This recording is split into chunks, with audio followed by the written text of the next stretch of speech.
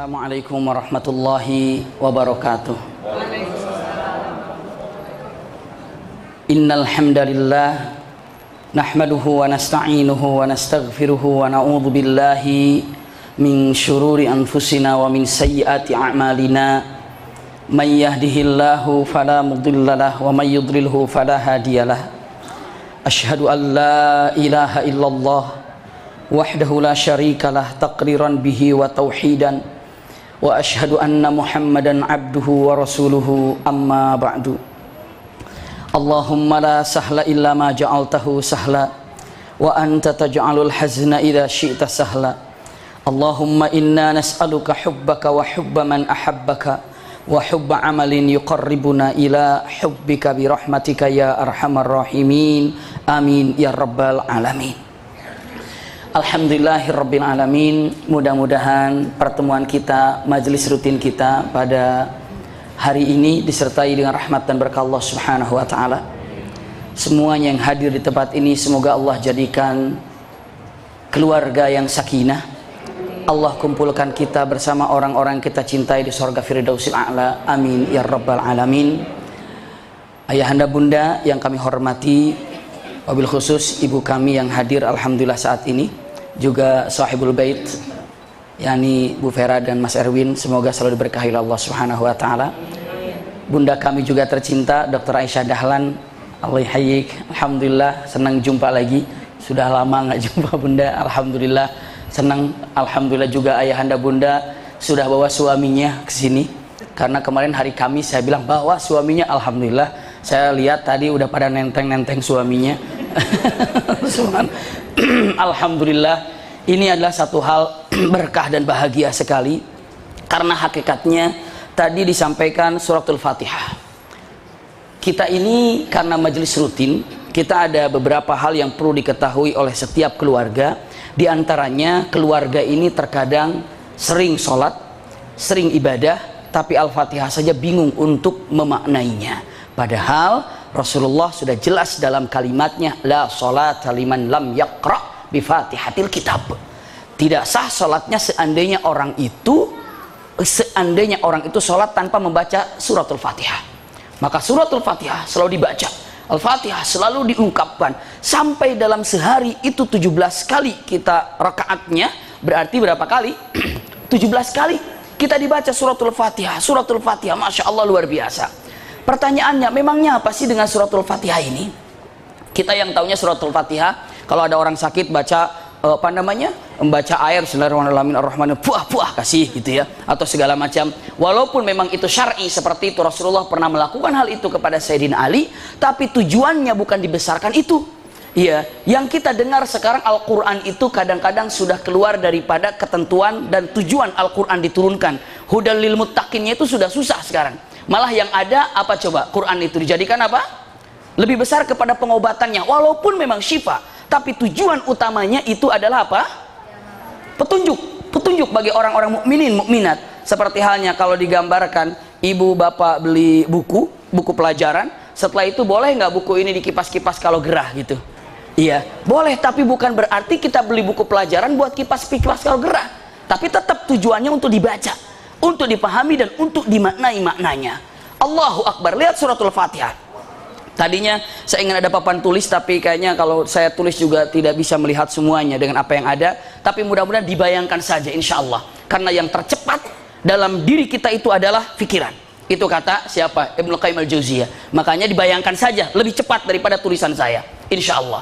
Ibnu Qayyim mengatakan kepada murid-muridnya, wahai murid-muridku, apa yang percepat? Apa yang tercepat? Ibnu Qayyim bertanya, lalu murid-muridnya mengatakan, yang tercepat itu kilat, salah. Yang tercepat itu angin, salah. Lalu Ibnu Qayyim mengatakan, yang tercepat adalah pikiran. Coba ibu, baru daftar umroh saja udah kebayang di Mekah. Cepat pikiran itu, subhanallah. Paling cepat pikiran itu. Ibu baru datang mau ke Rumil saja, itu perasaan udah kebayang masuk parkir di mana. Kadang-kadang cepat mah nanti susah parkir, udah begitu tuh suaminya. Kenapa? Udah kebayang, pikiran tuh udah cepat. Mau berbuat apa pikiran sudah nyelonong, sudah sampai. Itulah tercepat dalam diri kita itu pikiran. Pikiran yang tercepat. Makanya dengan apa yang tercepat? Pikiran itu cepat sekali. Mau melakukan apa dan apa, pikiran itu sudah nyelonong duluan. Makanya kita bayangkan saja pikiran. Subhanallah. Bahkan kalau dilanjutkan lagi, tanggung kalau Ibnu Qayyim mengatakan yang tercepat itu pikiran. Yang paling mudah dikerjakan oleh kalian apa? Apa ya? Ibnu Qayyim menjawab yang paling mudah itu adalah dua. Punten, menasehati dan apa? Mengkoreksi. Gampang nggak ngoreksi? Gampang banget koreksi. Sampai kalau lagi ke Masjidil Haram, lagi umroh, lagi haji, itu jamaah yang bukan insinyur saja koreksi. Padahal jangan begini masjid ini. Siapa dia insinyur? Bukan. Iya. Padahal AC-nya jangan ditaruh di situ, bagusnya AC-nya di sini, bagusnya tiangnya begitu. Insinyur saja bukan, koreksi mah gampang. Nggak usah kuliahan jurusan perkoreksian, nggak ada. Nggak usah ada jurusan itu, koreksi gampang. Selanjutnya apa lagi? Nasihatin orang gampang. Nasihati orang gampang. Menghina orang mudah. Itu disampaikan oleh Ibnu Qayyim al-Jauziyah. Yang paling susah apa? Yang paling susah itu membawa diri dan menjaga diri, istiqomah. Sampai dalam Al-Qur'an, fa aina tadhhabun in huwa illa dzikrul lil alamin. Hari ini bayangkan saja suratul Fatihah, anggap saja ada tulisannya. Ayat pertama dalam suratul Fatihah apa coba? Kita lihat isinya saja. Jadi kalau seandainya saya katakan kepada ibu bapak, wajah orang tua, wajah ibu dan bapak, yang kebayang dalam pikiran apa? Kasih sayangnya. Ketika saya katakan Indonesia, punten, yang kebayang apa? Indonesia, yang kebayang apa? Pulau-pulau. Ada yang pulau-pulau kebayangnya. Indonesia, yang kebayang apa lagi? Budayanya. Indonesia, yang kebayang apa lagi? Bendera merah putihnya. Iya, Indonesia, yang kebayang apa lagi? Silakan, beda macam-macam. Ada yang Indonesia membayangkan presiden, Indonesia membayangkan bendera, Indonesia membayangkan burung Garuda. Silakan. Enggak kedengeran yang belakang. Habib. Jadi sebelah sini, di sini. Oh di sini. Iya di sini, masya Allah. Iya. Tadi sampai di mana tadi? Indonesia. Ya, subhanallah. Saya kira masih nggak nyambung. Indonesia, yang kebayang itu dan kebayang ini segala macam. Indonesia yang kebayang apa? Tapi bisa berbeda-beda. Tapi intinya adalah bayangannya itu adalah Indonesia, identik merah putih, identik Garuda, identiknya lagi dengan apa dan apa, atau Monas. Ada yang bayangkan Indonesia, Monas kebayangnya. Ada Indonesia, banjir kebayangnya. Indonesia segala macam. Tapi usikum wa iyaya nafsi bitaqwallah. Ketika disebutkan Al-Fatihah, harus ada bayangan khusus ada dalam jiwa kita, pikiran kita. Dan per ayat punya makna tersendiri yang harus kita genggam, yang harus kita masukkan dalam jiwa. Bismillahirrahmanirrahim, ayat pertama itu. Coba kita lihat.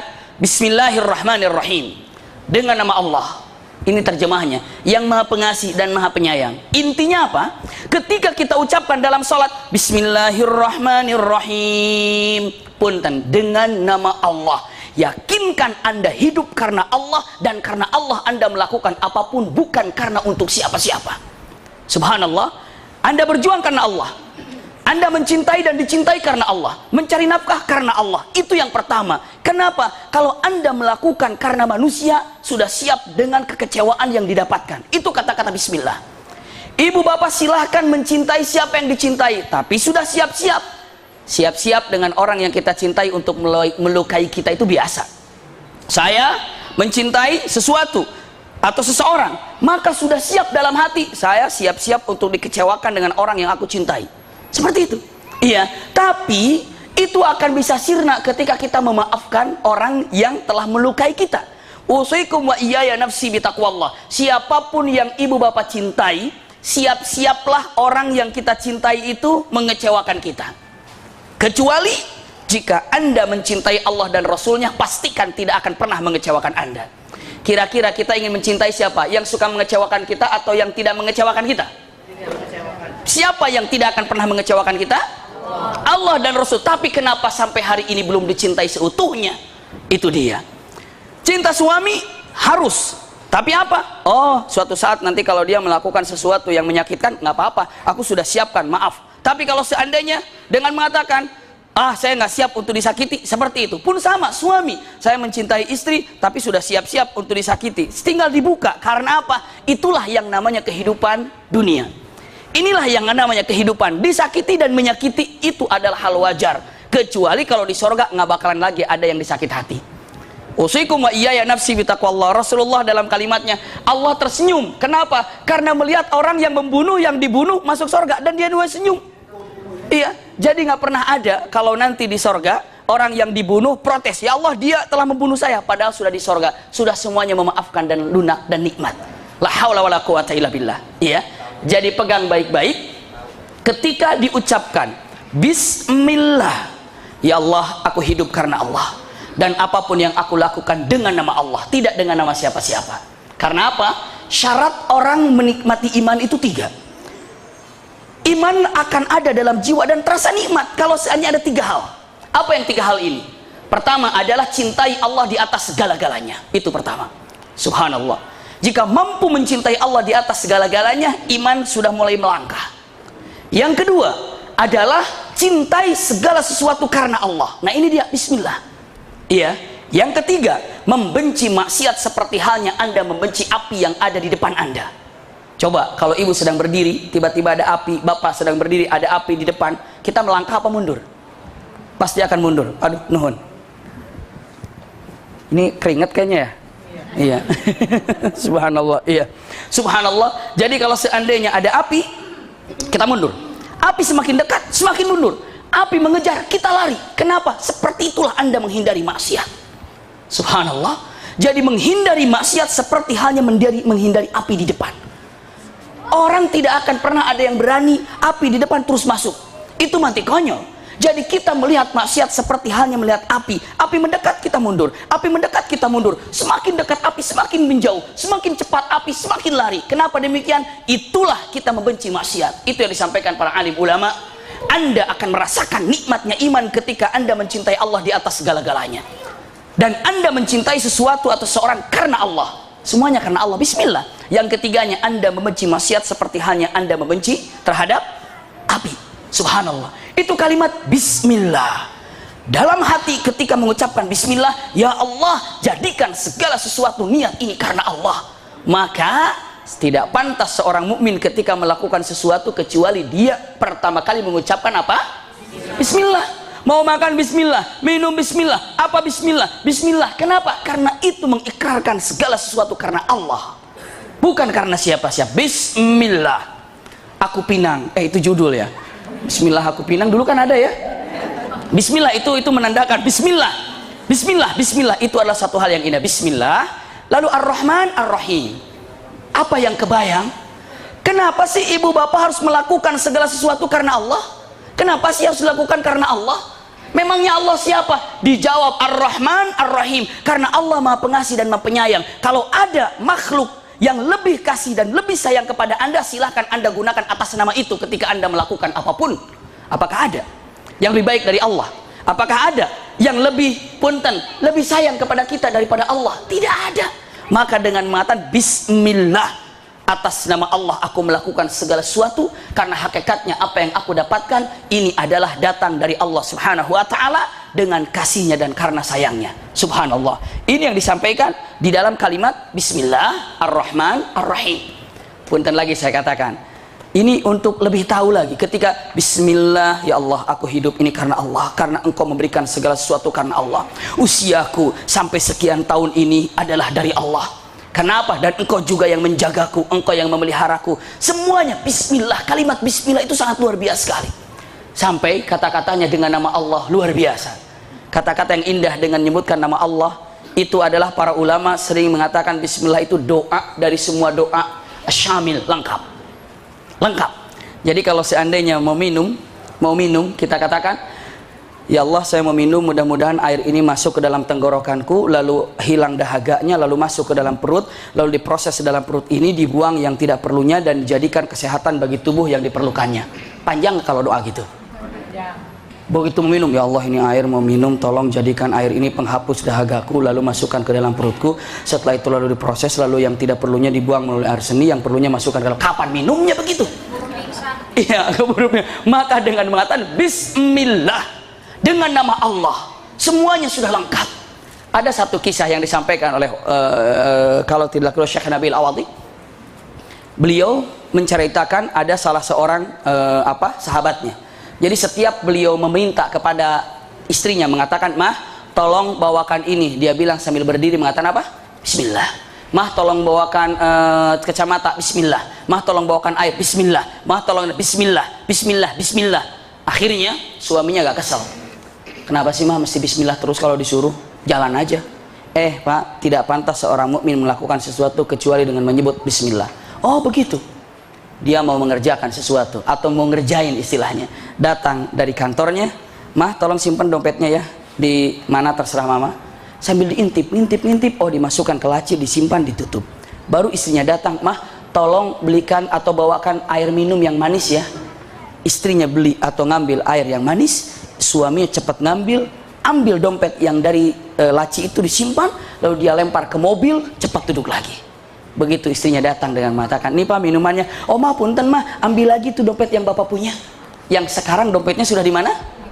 Di mobil. Begitu istrinya datang, begitu dibuka, ternyata dompet itu ada di situ. Subhanallah. Sampai dengan matan, kaget suaminya. Mah, dompet di mana? Ini. Loh, kenapa sih? Kenapa? Memangnya kenapa? Bapak panik. Demi Allah, saya sudah pindahkan ke mobil. Ini ada dompetnya. Siapa yang menjaga? Allah subhanahu wa ta'ala. Karena ketika mengatakan bismillah, atas nama Allah saya simpan benda ini dan tolong jaga dan kembalikan kepadaku ketika aku memerlukannya. Masya Allah, itu kalimat bismillah. Luar biasa. Jadi segala sesuatu katakan bismillah. Ucapkan bismillah karena ini satu hal yang sangat indah dan luar biasa. Bismillah, Ar-Rahman, Ar-Rahim, Maha Pengasih dan Maha Penyayang. Ini adalah singkat ketika kata Ar-Rahman, Ar-Rahim, pengasih, penyayang.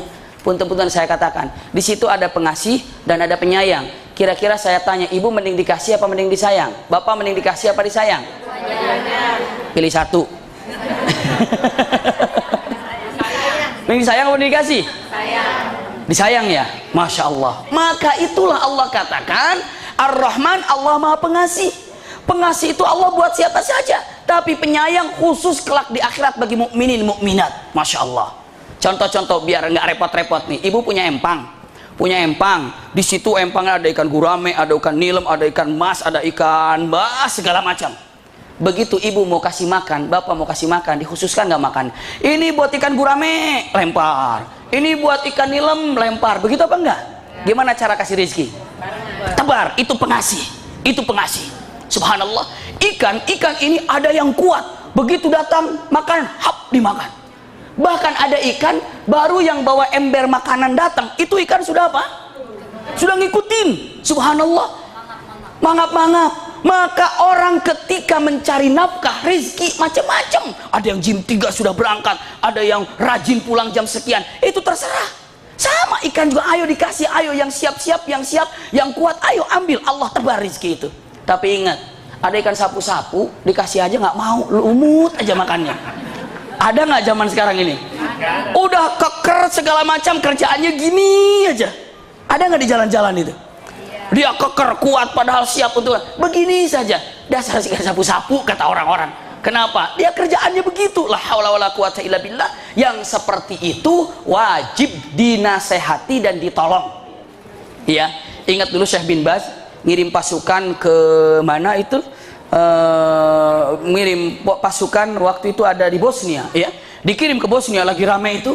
Begitu dikirim ke Bosnia, para ulama yang bawa sumbangannya begitu tiba ke Bosnia, disambut oleh orang-orang Bosnia, dimasukkan ke tempat yang menyambutnya perempuan-perempuan yang lututnya kemana-mana. Oh ini Syekh, terima kasih, saya silakan duduk sini. Syekhnya kaget, oh saya disambut dengan kayak begini, ini salah sasaran ini. Dia bilang, kenapa disambut dengan wanita-wanita yang tidak berjilbab, bahkan kemana-mana auratnya, duduk segala macam. Astagfirullah.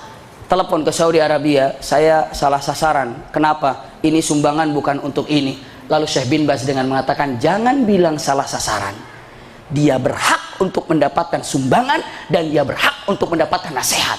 Ternyata benar, belum sampai Islam secara baik ke sana. Yang dia tahu itu apa? Yang dia tahu tuh sholat, puasa, nggak boleh zina, nggak boleh khamr, itu saja. Yang lainnya nggak tahu. Makanya dia tidak tahu orang itu seperti apa. Makanya orang yang seperti itu kasih nasihat iya, kasih bantuan juga iya. Seperti itu. Iya. Nah, ketika ikan dikasih, tapi ingat, suatu saat itu ikan akan dikuras nggak tuh? Dikuras. Begitu dikuras, ikan dipisah-pisah nggak? Yang gurame di sini, mujair di sini, lele di sana, sama begitu nanti kiamat. Orang muttaqin di sini, yang solihin di sini, ini tukang bohong di sana, ini tukang ngadu domba di sana, ini tukang silaturahim di sini, yang putus silaturahim, semua dipisah-pisah. Sama, disitulah rahimnya Allah akan terlihat. Ibu, sayang, ulame sayang, diangkat kan? Itu sayang ikan, sayang, subhanallah. Tapi begitu melihat kepiting, oh sayang kepiting, ada yang begitu? Tidak. Kenapa? Ini perusak nih, buang saja. Subhanallah. Sama, jadi Rahman di dunia, Rahim kelak di akhirat. Jadi begitu diucapkan Bismillahirrahmanirrahim, dalam hati dikuatkan dengan mata, ya Allah, segala sesuatu ini aku lakukan karena Allah, karena Engkau yang maha pengasih dan maha penyayang, dan aku selama hidup di muka bumi ini perlu kasih sayangmu ya Allah, dunia akhirat. Satu itu. Jadi ketika dalam Bismillahirrahmanirrahim, yakinkan ya Allah, aku sholat, aku melakukan ini karena Allah. Satu itu. Bismillahirrahmanirrahim. Selanjutnya apa lagi? Alhamdulillahi Rabbil Alamin. Semua sudah paham ayat ini dan sudah tahu artinya. Makanya alhamdulillah, nggak usah ditulis juga nggak apa-apa. Ditulisnya di mana? Langsung diukur dalam hati. Masya Allah. Dulu ada pengukir syair dari Cipasung namanya Cap Jam Nur. Dia nulis dengan mengatakan apa?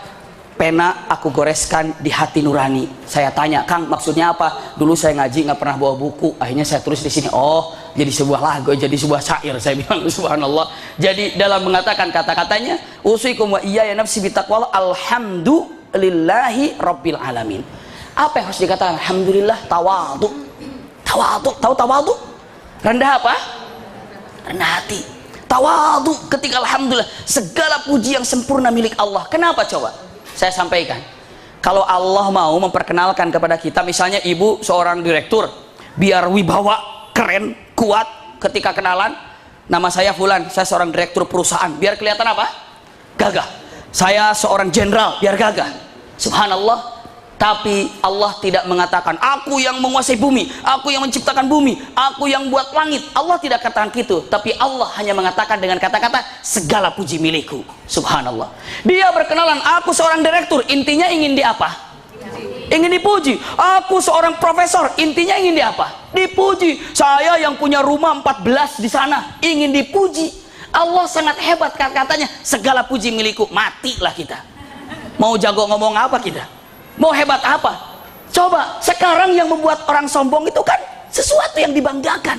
Maka Allah katakan, apa yang kalian banggakan? Stop, segala puji milikku. Iya. Allahu Akbar. Allah tidak mengatakan kata-kata yang pertama setelah Anda harus ikhlas melakukan sesuatu, yang pertama kali dikenalkan oleh Allah tidak mengatakan, aku yang menciptakan langit dan bumi. Tidak.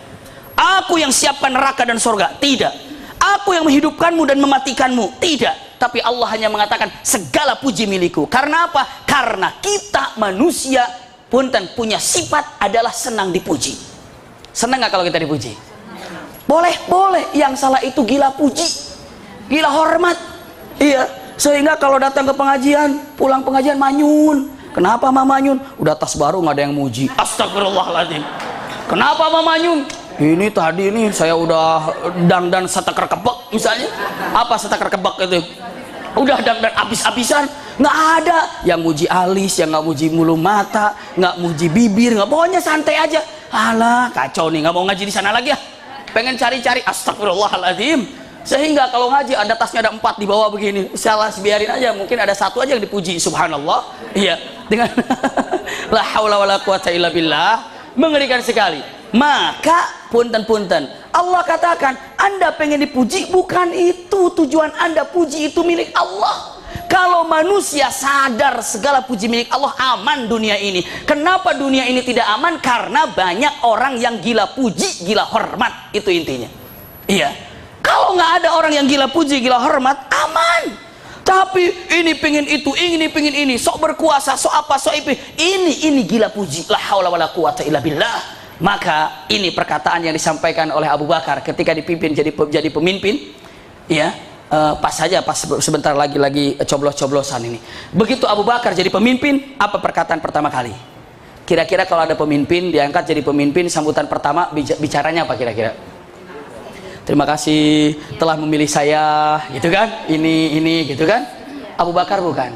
Inni wullitu alaikum walastu bi khairikum. Aku terpilih oleh kalian menjadi pemimpin, bukan berarti aku terbaik dari kalian. Subhanallah. Wa in ra'aitumuni ala haqqin fa'inuni. Apabila kalian melihat aku dalam kebenaran, tolong aku. Wa in ra'aitumuni ala batilin fasaddiduni. Kalau engkau melihat aku dalam keadaan salah, luruskan aku, peringati aku. Subhanallah. Lihat kata-kata ujungnya, ati'uni ma ata'tullaha fikum. Taat kau kepadaku selagi aku taat kepada Allah. Fa in asaitu fala ta'atan li alaikum. Jika kalian melihat aku maksiat, kau jangan taat kepadaku. Hebat. Subhanallah. Itu pemimpin. Umar bin Khattab gagah lagi begitu jadi pemimpin. Semua kan takut sama Umar bin Khattab kan. Begitu dia jadi pemimpin, dia keluarkan pedangnya. Apa ini? Aduh, Umar udah jadi pemimpin aja udah keluarin pedang, ini bahaya ini. Aduh, pedang ya Umar, ini pedang, simpan di depannya. Kata Umar bin Khattab, bagaimana kalian jika melihat aku miring ke dunia seperti ini, maksudnya nunduk ke dunia, bagaimana kalian akan bersikap kepadaku jika aku tunduk ke dunia seperti ini? Maksudnya apa? Dunia yang dijadikan harapanku. Semua para sahabat jawabannya gimana, bingung ya. Tiba-tiba ada seorang sahabat yang berani, aqta'unuka, aku akan potong lehermu seperti halnya engkau ingin memotong leher orang-orang yang tidak adil. Itu kan? Umar, siapa yang bilang begitu? Waduh, kaget orang yang tadi ngomong juga takut. Ke depan. Orang itu, saya ya Umar. Sini. Begitu ke depan, pedangnya diangkat. Waduh, ditebas lagi. Lalu kata Umar mengatakan, kamu yang memotong itu? Iya. Aku serahkan pedangku kepadamu. Jika engkau melihat aku merunduk ke dunia, potong leherku dengan pedangku dan dengan tanganmu. Subhanallah. Kira-kira kalau begitu semuanya para pemimpin potong leher semuanya, bukan potong bebek lagi. Subhanallah. Tidak, banyak pemimpin yang saleh dan solehah. Ya, banyak pemimpin yang istiqomah. Kita doakan. Permasalahannya kan kita jarang meminta kepada Allah pemimpin yang istiqamah dan soleh dan solehah. Iya, seadanya aja, seadanya pinta, ya Allah, ya Allah, ya Allah, hadiahkan kepada kami pemimpin yang soleh dan solehah. Kita masih sibuk, ya Allah berikan rizki aja sibuknya. Nggak pernah meminta kepada Allah pemimpin yang soleh. Ya, alhamdulillah. Kenapa Allah katakan segala puji milikku? Kenapa? Karena Allah tahu Anda ini suka dipuji dan sifat manusia itu. Tapi Allah cabut dengan matan, aku yang memiliki puji. Mau apa? Anda tidak pantas dipuji. Anda kaya, tidak lebih kaya daripada Sulaiman alaihissalam. Sulaiman tunduk kepadaku. Anda tinggi jabatannya, tidak lebih tinggi daripada Sulaiman jabatan Anda, tapi Sulaiman pun tunduk kepadaku. Subhanallah. Anda ganteng lalu Anda sombong, Yusuf alaihissalam lebih ganteng tapi tunduk kepadaku. Ya, saya kan cantik. La haula wala quwata illa billah. Sarah lebih cantik daripada Anda tapi dia tunduk kepadaku. Subhanallah. Siapa coba? Mau dijadikan apa? Jadikan apa? Alasan untuk tidak bisa ibadah. La haula wala quwata illa billah. Tidak bisa, tidak bisa. Siapapun yang di muka bumi ini wajib tunduk kepada Allah Subhanahu wa taala dan menyerahkan puji ini kepada Allah Subhanahu wa taala. Alhamdulillahi rabbil alamin. Emang kenapa sih puji harus diserahkan kepada Allah? Memangnya kenapa puji ini harus diserahkan kepada Allah? Allah jawab lagi. Tadi kalau dikatakan, emang kenapa sih harus kita ikhlas karena Allah segala sesuatu? Karena Allah Ar-Rahman Ar-Rahim. Lalu kenapa sih segala puji harus karena Allah? Memang kenapa? Kenapa? Allah jawab Rabbul Alamin. Karena Allah yang menciptakan alam, memeliharanya dan mendidiknya, dan termasuk kita adalah bagian dari alam yang Allah ciptakan. Kita ini alam yang Allah ciptakan. Punten, Rabbul Alamin, yang mengurus semua alam, menciptakan semua alam, mendidik semua alam. Sejak kapan? Saya tanya, siapa yang mengurus kita ketika kita di alam janin? Jawabannya Allah. Bahkan saat kita di alam ruh, siapa yang ngurus? Allah. Saat kita di dunia ini, Allah. Punten, sampai hari ini pun kita diurus oleh Allah. Saat kita tidur, siapa yang ngurus? Allah. Semuanya Allah yang ngurus. Serahkan pada Allah Subhanahu wa taala segala-galanya. Serahkan kepada Allah, serahkan kepada Allah. Ini dikatakan bahwa la haula wala quwata illa billah, serahkan semuanya pada Allah Subhanahu wa taala. Alhamdulillahirabbil alamin. Dengan kata-kata alhamdulillah, ya Rabb, maafkan aku kalau selama ini aku selalu ingin dipuji, ternyata puji itu milikmu. Ya Rabb, ya Rabb. Kenapa? Pegang. Orang yang gila puji, orang adalah yang sombong. Dan sombong itu adalah bagian daripada punten, trik setan yang pertama kali, dan sifat setan pertama kali adalah sombong. Ya, ketika ditanya oleh siapa? Nabi Adam diciptakan, Allah katakan usjudu li Adam, sujud engkau kepada Adam. Lalu apa kata iblis? Mengatakan, asjudu liman khalaqtahu tinat? Apakah aku harus bersujud kepada makhluk yang kau ciptakan dari tanah? Lihat-lihat kata-kata orang sombong. Ana khairum minhu, aku lebih baik daripadanya. Kata siapa? Iblis. Iblis ini merasa lebih baik daripada Adam, itu sifat sombong. Apapun yang merasa aku lebih baik daripada dia, aku lebih hebat daripada, itu sifat daripada iblis. Man kana fi qalbihi mithqala dzarratin minal fakhr, siapa saja yang ada sebiji sawi atau setitik daripada kesombongan, dia tidak akan pernah mencium bau sorga. Hati-hati kesombongan ini, karena itu warisan daripada iblis. Iblis mengatakan orang sombong itu kadang-kadang sombong dengan kesalahannya, sombong dengan kebodohannya. Punten, ulama mengatakan orang yang paling bodoh di muka bumi ini adalah orang sombong. Masa iya? Iya. Kenapa? Gurunya iblis. Iblis katakan aku lebih baik daripada tanah. Punten, iblis dari apa diciptakan? Api. Terus iblis bilang aku lebih baik daripada tanah. Saya tanya, ibu bapak mana lebih baik, tanah apa api? Apa buktinya?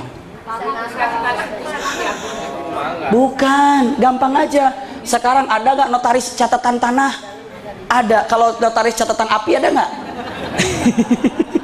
Lebih mahal mana, api apa tanah? Tanah. Subhanallah. Ada nggak keluarga pecah berebut api? Ada nggak? Kalau keluarga berebut tanah ada nggak? Banyak nih tanah ini. Subhanallah. Maka diciptakan dari tanah. Yang hebatnya lagi, manusia ini dalam surat Al-Baqarah panjangnya, manusia diciptakan dari tanah, maka disuruh ngurus tanah. Adil kan? Anda dari tanah, aku suruh ngurus tanah. Subhanallah. Karena kita diciptakan dari tanah, disuruh ngurus tanah. Dan Anda wanita diciptakan dari tulang rusuk, maka urus daripada yang punya tulang rusuk itu. Siapa? Adam. Jadi kalau laki-laki, bumi urusannya. Ini kata Dr. Amrul Khalid, ini bumi urusannya. Kenapa? Karena laki-laki diciptakan dari tanah. Terus perempuan dari tulang rusuknya, maka Anda urusi itu yang punya tulang rusuk. Subhanallah. Itu indah sekali. Coba lihat dalam perkataan Syekh Amrul Khalid dengan kata-kata yang indah. Tapi walau bagaimanapun, kata Amrul Khalid, perempuan memiliki kekuatan yang sangat dahsyat. Ya, buktinya apa? Perempuan bisa melahirkan. Betul? Iya. Kalau melahirkan itu didatangkan laki-laki, banyak laki-laki yang trauma. Dan laki-laki nggak mau lagi apa dan apa. Kenapa? Berat melahirkan itu. Tapi perempuan, subhanallah, punten, ada buktinya. Ada ketika Hawa diciptakan dari tulang rusuk, iya kan? Dari Adam, Adamnya sadar apa tidur? Seolah-olah dibius dalam keadaan tidur. Ditanya, ya Rasulullah, kenapa Adam ketika ditarik dari tulang rusuknya bagiannya untuk diciptakan Hawa, Adam tidak sadar dan kan ke dalam keadaan tidur? Dijawab oleh Rasulullah, kalau Adam bangun, pasti Adam tidak akan pernah kuat merasakan sakitnya. Subhanallah. Lain dengan perempuan, ketika melahirkan dia akan kuat. Subhanallah. Saya nggak usah jauh-jauh, saya sariawan dikit aja udah uring-uringan, makan nggak bisa. Istri, masya Allah, sariawan sana, sariawan sini, masih nyantai aja. Coba lihat, iya saya nggak kuat kayak begitu. Sabarnya luar biasa perempuan ini. Sabar. Saya nggak tahu sabarnya itu dari mana vitaminnya itu. Coba perempuan tuh lebih sabar. Jujur, saya sebagai laki-laki nggak bisa sabar seperti perempuan. Bahkan Umar bin Khattab mengatakan, lihat Umar bin Khattab, satu saat mungkin pernah dengar kisahnya. Jadi ada seorang kaum Ansor dibentak sama istrinya, dari Muhajirin dibentak sama istrinya. Dibentak, iya. Setelah dibentak dengan mengatakan kata-katanya astagfirullahaladzim, apa yang dilakukan? Kaum Ansor ini langsung datang ke Umar bin Khattab. Begitu mau datang ke Umar bin Khattab mau ngadu, ternyata Umar bin Khattab lagi dibentak-bentak. Lagi bentak-bentak. Lalu yang disampaikan kata siapa? Disampaikan kata siapa? Disampaikan kata yang mau ngadu itu dengan mata, ya Umar aja takut, ya kan? Begitu pulang Umar lagi wah dibentak-bentak. Setelah itu di masjid tiba-tiba dengan mengatakan apa? Umar, kamu juga takut sama istri ya? Umar menjawab mengatakan, aku bukan takut sama istri, tapi kenapa? Aku menghargai daripada wanita. Maksudnya apa? Karena tidak ada manusia yang paling sabar Allah ciptakan kecuali wanita. Maksudnya Umar, saya daripada ngandung 9 bulan lebih baik diomelin 2 jam sama istri. Itu kata Umar. Daripada saya punten nyusuin lama, lebih baik saya diomelin 2 jam. Karena apa? Usikum wa iyaya nafsi bitaqwallah la haula wala quwata illa billah. Ini kejadian sendiri kalau waktu saya punya anak. Subhanallah, ini waktu anak masih kecil, saya bilang sama istri, pokoknya malam ini bagian saya ya, kamu tidur aja. Iya, nyenyak. Tiba-tiba pagi-pagi saya bilang, si dede nyenyak lah, boro-boro nyenyak, nyenyak 4 kali. Saya nggak nyadar perempuan telinganya tajam. Ikhtitamnya saya tidak bisa disampaikan hari ini untuk tuntas semuanya. Iya, dengan mengatakan alhamdulillahirabbil alamin, yakinkan puji ini milik Allah Subhanahu wa taala. Manusia ini bisa berantakan karena lupa diri, seolah-olah semuanya milik dirinya dan semuanya ingin dipuji. Tapi kalau diserahkan ke puji untuk Allah Subhanahu wa taala, ya, maka kalau orang sudah mengatakan alhamdulillah, identiknya dia ini sedang bersyukur atas nikmat yang Allah berikan. Ikhtitamnya, contoh, ibu lagi duduk di sini, tiba-tiba ada yang di luar lagi telepon, ya alhamdulillah. Ibu dengar, kira-kira ibu dengar, bapak dengar teman itu bilang alhamdulillah karena dapat kabar apa? Iya, alhamdulillah. Siapa yang meninggal? Salah. Iya, ketika dibilang alhamdulillah siapa yang meninggal itu apa? Alhamdulillah. Dia mengatakan siapa yang ketipu pak? Siapa yang nggak ada? Tapi alhamdulillah, pasti ini ada kabar gembira ini. Ada apa sih? Ada apa? Bagi-bagi dong, begitu kan? Nggak ada. Alhamdulillah, nggak ada. Sedih banget saya, nggak ada. Jadi istilahnya kata-kata alhamdulillah ini adalah punten apa coba? Satu hal rasa syukur. Jadi ikhtitamnya baru alhamdulillahirabbil alamin. Insyaallah Sabtu yang akan datang kita lanjutkan. Tapi yang jelas iya, Sabtu yang akan datang lagi. Sabtu bulan depan maksud saya. Iya, Sabtu bulan depan kita lanjutkan. Alhamdulillah, segala puji yang sempurna milik Allah, serahkan puji milik Allah Subhanahu wa taala, Rabbul alamin, karena kita diurus oleh Allah Subhanahu wa taala. Siapapun yang hidup di muka bumi ini ingin dipuji, pastikan kalau hakikatnya itu adalah terkena daripada virus yang namanya percikan setan. Baru nanti Ar-Rahmanir Rahim, karena Ar-Rahmanir Rahim di sini dan Ar-Rahman Ar-Rahim di sana berbeda. Minimal saya sampaikan baru bismillahirrahmanirrahim, alhamdulillahirabbil alamin. Insyaallah Sabtu yang akan datangnya lagi, maksudnya bulan depan, Ar-Rahmanir Rahim maliki yaumiddin. Insyaallah satu pertemuan 2 ayat insyaallah beres dalam waktu 3 bulan insyaallah. Mudah-mudahan. Iya, mudah-mudahan 3 bulan 4 bulan selesai insyaallah. Mudah-mudahan dalam waktu yang sangat singkat ada manfaatnya apa disampaikan. Juga dalam acara yang syukuran ini Bu Vera alhamdulillah di usia yang ke-28 kalau nggak salah, apa 33 saya nggak tahu ya, 25 bener itu. Subhanallah, semoga semua yang hadir di tempat ini dijadikan ahli firdausil a'la oleh Allah Subhanahu wa taala. Ikhtitamnya saat itu yang namanya Ummu Habibah berdoa pada Allah, ini sebagai oleh-oleh buat yang sedang ulang tahun, juga untuk yang sedang syukur semuanya di sini. Ummu Habibah berdoa begini, Allahumma mati'li bi abi Sufyan wali akhi Muawiyah wali zauji Rasulillah. Ya Allah, panjangkanlah usiaku dan usia suamiku Rasulullah dan usia bapakku Abu Sufyan dan usia saudaraku Muawiyah. Rasulullah dengar. Ummu Habibah, kamu minta apa? Ya Rasulullah, aku minta doa panjang umur. Buat siapa? Buatku, buatmu, buat bapakku dan buat kakak adik-adikku, buat adikku Muawiyah. Rasulullah katakan, tidak dilarang oleh Rasulullah, tapi Rasulullah mengatakan, ala adulluka bidu'ain khairin min dzalik, mau nggak aku tunjukkan kepada doa yang jauh lebih baik? Apa ya Rasulullah? Dijawab, minta kepada Allah agar mengatakan apa? Lihat doa yang lebih baik daripada itu, tidak dilarang tadi, tapi ada doa yang lebih baik mengatakan, Allahumma anjina min adzabil qabri wa min adzabi jahannam. Ya Allah, selamatkan aku, dia, fulan dari azab kubur dan api neraka. Itu lebih baik doanya. Tapi bungkus dengan kata-kata indah. Lagi ada ulang tahun, biasanya ada kue, langsung salaman, semoga mbak lepas dari azab kubur dan api neraka. Itu bisa pindah kuehnya. Tapi dengan semoga mbak selamat dunia akhirat, sukses dunia akhirat. Itu saja. Iya. Jadi doanya dibungkus. Jadi lebih baik doa itu mendoakan seseorang agar terbebas dari azab kubur dan api neraka, sekeluarga semuanya. Jazakumullah khair ala husni istimaikum. Mudah-mudahan singkat dari apa yang saya sampaikan. Mohon maaf baru 2 ayat, sedikit-sedikit tapi insya Allah paham semuanya. Tapi kalau lihat dari wajahnya kayaknya sih paham ya. Paham. Apalagi nanti kalau udah makan tambah paham. Ya. Jazakumullah khair ala husni istimaikum, lakum minni al-hubbu wa du'a. Wassalamualaikum warahmatullahi wabarakatuh.